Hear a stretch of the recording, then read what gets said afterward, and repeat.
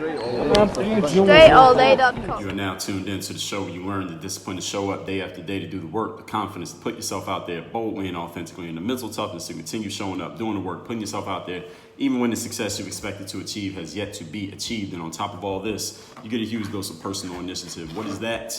This is the go-getter energy that moves you. You know, when you get to that point where you're just tired of waiting for things to happen and you decide to just start making things happen, you know what I'm talking about, right? We put all this together. We call that personal initiative, by the way. We put all this together into one bundle, one package, one mindset, one method, one philosophy, one show, one book. And we got a daily masterclass. That's what you're listening to right now. Yes, the show is daily, in case nobody ever told you. And it's all under one umbrella that is called Work on Your Game. My name is Dre Baldwin, also known as Dre All Day, and welcome to the show. And today's topic is how any one of you, if you ever sell anything in your life, how you can give great customer service. How can you make your customers feel like $1 million, even if they didn't spend $1 million? How can you do this? Now, the reason that I'm talking about this, actually, before I even explain that, let me tell you, I got a text line. I want you to text me and tell me something that jumped out at you from today's episode, something that you heard here today that is eye-opening for you, or something that reminded you of something that you did know and you heard about in the past, or you thought about, or you used to do, but you hadn't been doing it or thinking about it for a while. My number is 305-384-6894. Again, 305-384-6894. Now, why I'm talking about how to give great customer service, or how to give your customers the best that you could possibly give them, I'm talking about this because I had this situation where I was dealing with Delta Airlines, and I had booked an international flight for the summer of 2021. I might be on that traveling situation as you're listening to this episode. But anyway, I booked this international flight with them, and their whole system really sucked, because what happened is I booked the flight like months in advance, and the flight had multiple legs in it. So you go from this airport to this airport, then you go to another airport, then you get to your destination. So it's like 2 stops, 2 layovers, etc., because there were no direct flights.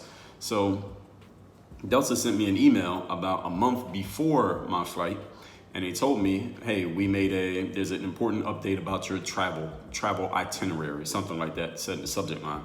And they said, sometimes because, we have to make sure, it was some kind of corporate language that they used, but they basically said, because we have to change our schedules at times based on the consumer demand and make sure that we're using our resources the right way, we had to make a change to your itinerary. So please log into your account on delta.com and make your necessary adjustments to your flight.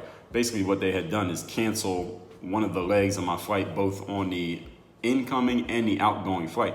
One of those legs, they just took that flight off of their board because apparently, what I think, they didn't say this, but my suspicion is it just wasn't enough people that had booked that flight, and based on their systems, they probably had algorithms for all this stuff.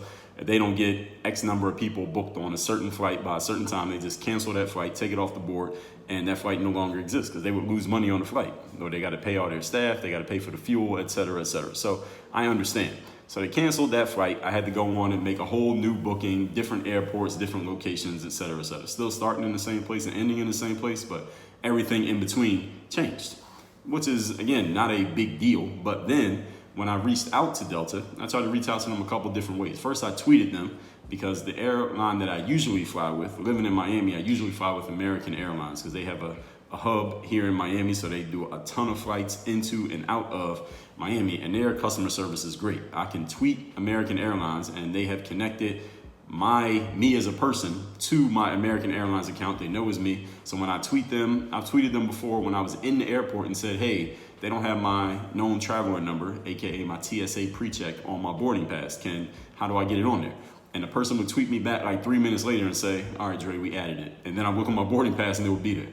Or there was a situation actually a few days before the Delta situation where there was a certain flight that I wanted to change on the American's website. I already booked the flight. I wanted to change the flight, get a different seat, different everything. I tweeted them. They said, oh, DM us. Well, they just DM'd me. And I told them, they said, all right, well, what we can do is refund this flight and change it to this. And I said, well, how about I get this seat on that flight because I see it costs this much. And they said, all right, it will just be this much difference with this card that you have on file. I said, go ahead and do it. And it was just a matter of a couple of DMs, like 2 or 3 DMs. They changed my flight, got me the seat I wanted, charged me what I need to be charged, sent me the receipt. I didn't even have to log on the website once. So because of my experience with American Airlines, I expected Delta was at least close to doing that. So I tweeted Delta, didn't get a response till 8 hours later, and there was this corporate boilerplate response. It was like this copy paste stuff off of somebody's policy website, which any of us as customers, we don't ever want to have to deal with that shit. So Delta's Twitter system is doing nothing. And by the way, any of you running a business, if one of your customers or clients tweets you, if your business is on Twitter or any social media platform, Facebook, whatever, Instagram, don't have a company account on a social media platform if you're not going to use it to actually help your customers, because then it just makes you look bad. You're better off not even having one and your customers just having to find you a different way than them reaching you, and then you just blow it because you don't have any way you don't have a system for actually helping them through the social media platform. We're gonna get to that in a minute. So I tweeted Delta, didn't get any response on Twitter. I said, all right, fine. So they had a callback number. So I called the number, nobody answered the phone. They say, well, all of our agents are busy helping other customers right now. You've heard that saying before with the recording. They said, but we can give you a call back so you don't have to wait in line. You'll get a call back within, and check this, what it said. It said 5 hours and 39 minutes, 5 hours. That's how backed up Delta was. And we're gonna get to that in a minute. So I left them my number. They're supposed to call me back. Of course, they don't call me back in 5 hours. They call me back in 10 hours. I didn't even get the call. I missed the call. Next day, they ended up calling me back. But in between that, they have a text line. So when you try to call the number back, they say, well, you can text us. So I'm texting with their bot. And their bot is not bad. It's not good, but it's not bad. Because most of the time, again, if you're a customer, you don't want to deal with a bot. You don't want to deal with a robot. You want to deal with a person.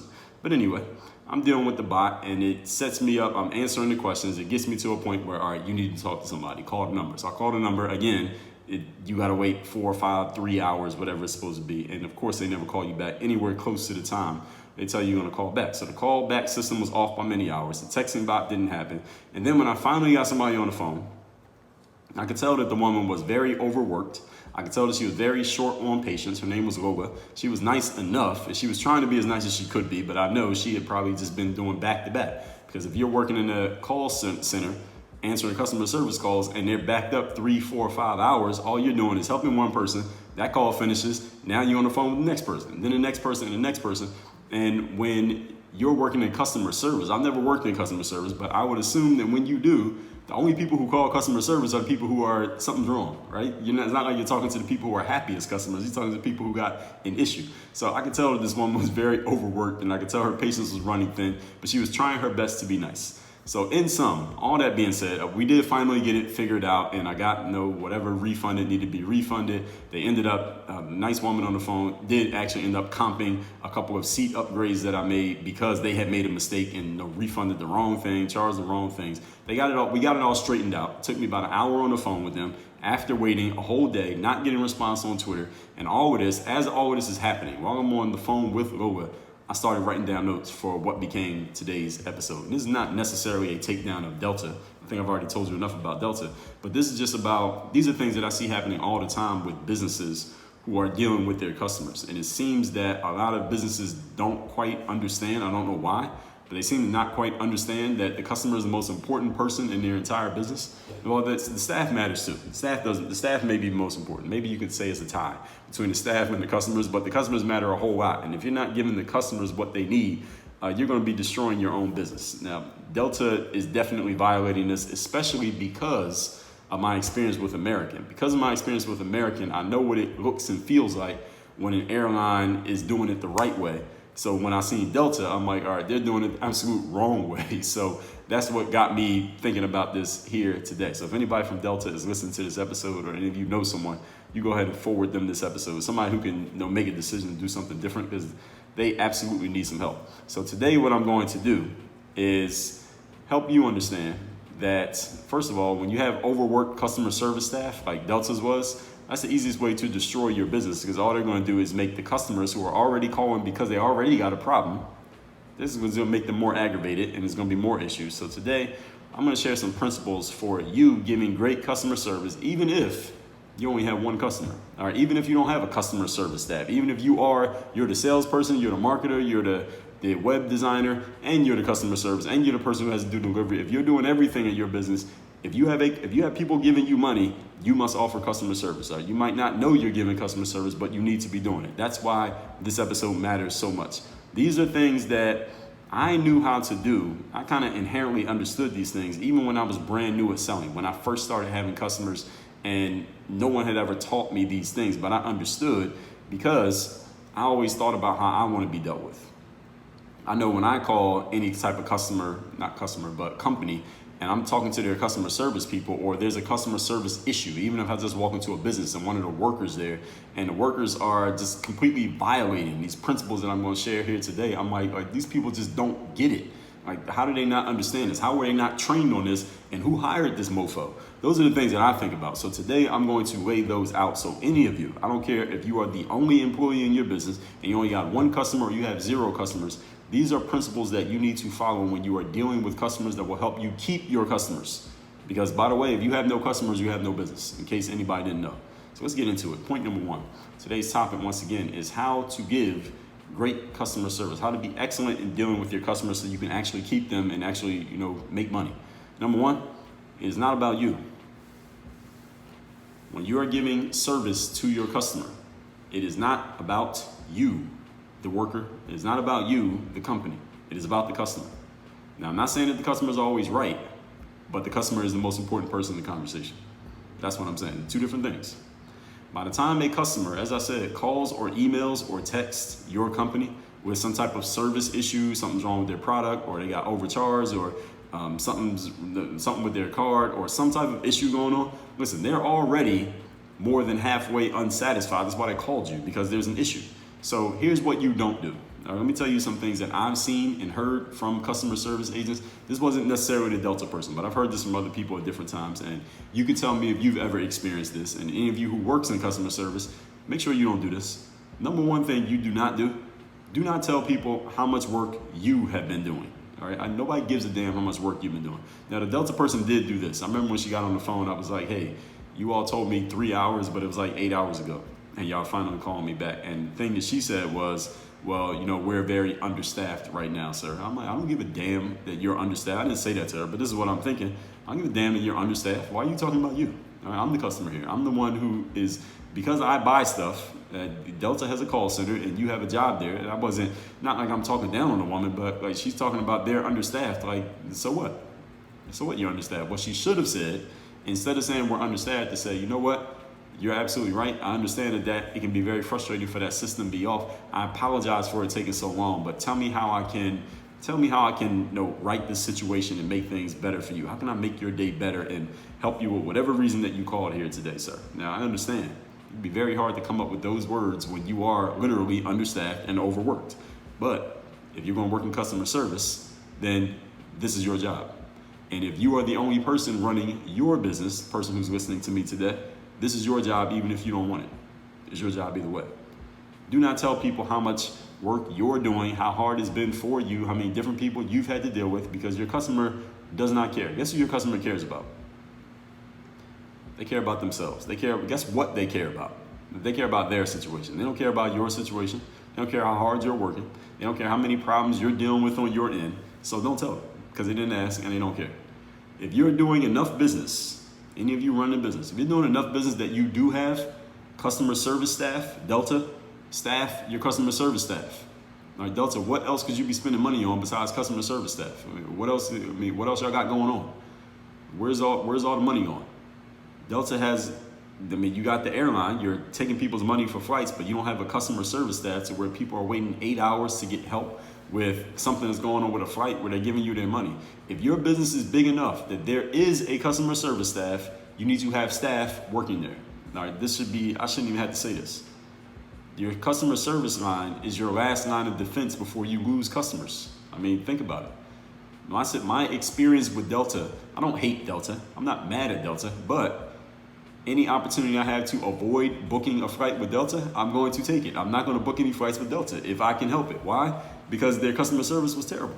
And I don't want to go through that situation again, having to wait hours to get somebody on the phone because there's an issue.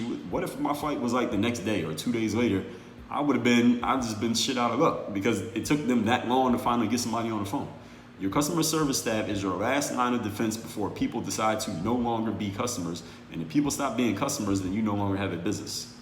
So nobody be overworked all right, because you won't have any work. So don't make your customers do more work than you're doing.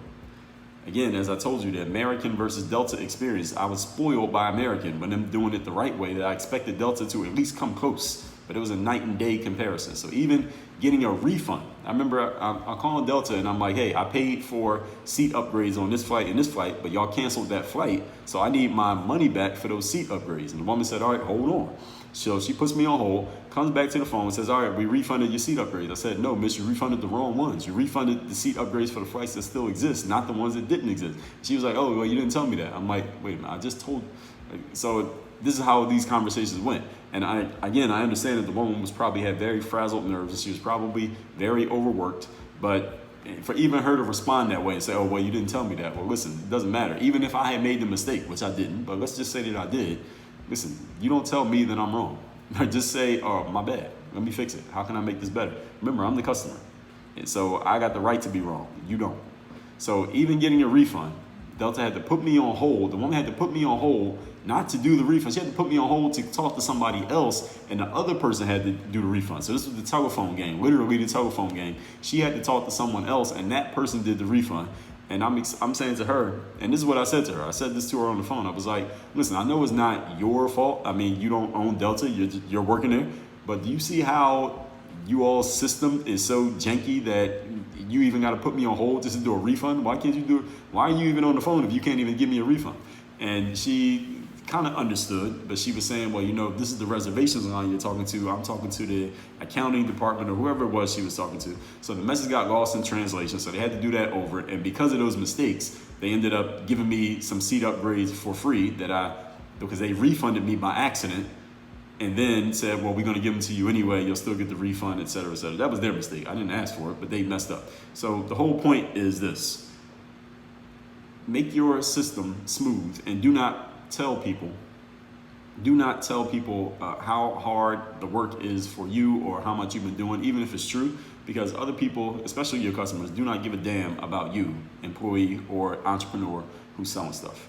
Harsh but true. Point number 2, today's topic is how to give excellent customer service, even if you never give customer service before in your life. Number 2, make the process seamless, i.e., the person who talks to the customers needs to be empowered to fix things on the spot. That sounds pretty simple, does it not? This is, again, the example I used was American Airlines. American Airlines, if I tweet them today and say, hey, I got a flight on October 5th going to Seattle and I'm in this seat, but I want to change to that seat. Is it possible y'all can take care of that for me? They will probably DM me and take care of it for me. Or they would say, hey, that seat's not available, but we do have this seat. I know this because this happened. This has happened to me working with American Airlines. And maybe they like me because I spent a good enough amount of money for them that maybe I'm at a higher tier of their customer service. I don't know. So any of you who's new to America, you try it and you let me know, did they give you the same service even if you're kind of a nobody to them? But the whole point is they make the process very seamless. They make it very easy. And there were other situations. I remember I was talking to a person at American Airlines a year ago. I remember I was in Vegas and I was flying back to Miami and I had like an exit row seat, but then I saw they were offering me a first class upgrade and I said, I'll take the first class upgrade, but I pushed the wrong button, missed the upgrade, tried to go back and get the upgrade, couldn't get it, it had disappeared. I called the woman on the phone. I called American on the phone, got a woman on the line. She was very nice, very friendly. She helped me get the seat. She said, I'll stay on the phone with you to make sure you got the seat that you wanted. That's the kind of service that I would expect. Seamless. The whole point of giving customer service, this is what I want y'all to understand. It's a spirit. It's an energy. Like Anna talks about, she has a TED Talk that's called, what is it? Customer service is not hospitality. So you look up that TED Talk. It's Anna Dolce, customer service is not hospitality. I think that's the name of it. But anyway, look it up. You'll find it.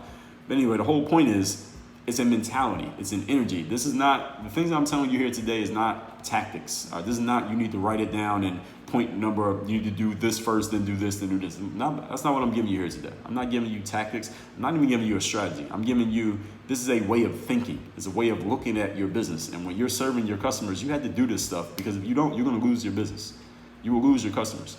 I'll give you another example. There's an author by the name of Derek Sivers.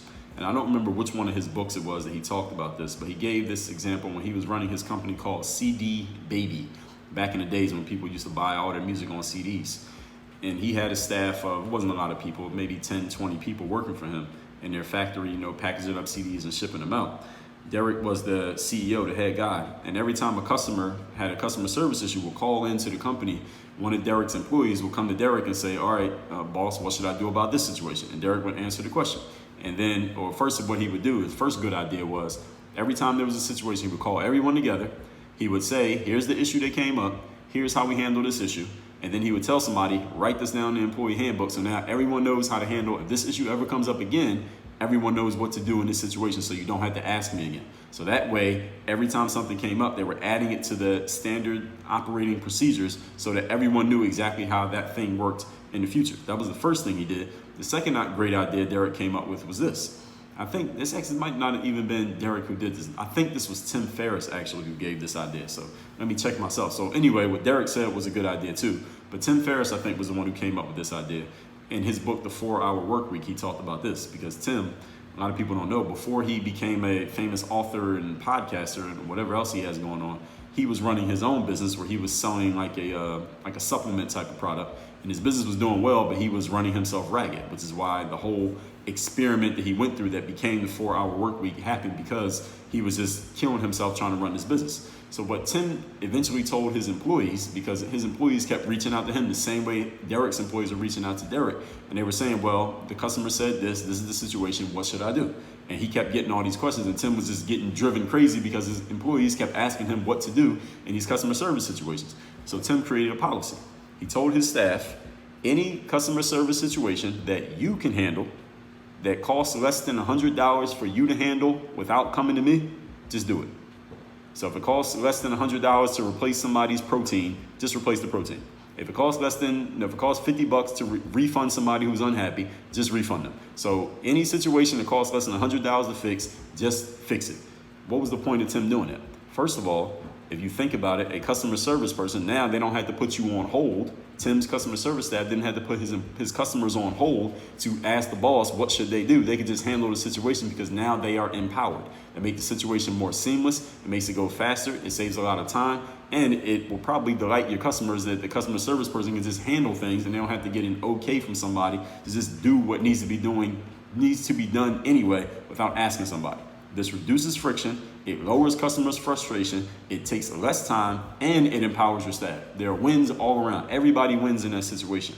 This whole back and forth, you tell something to somebody, then they got to go talk to somebody, and they got to come back.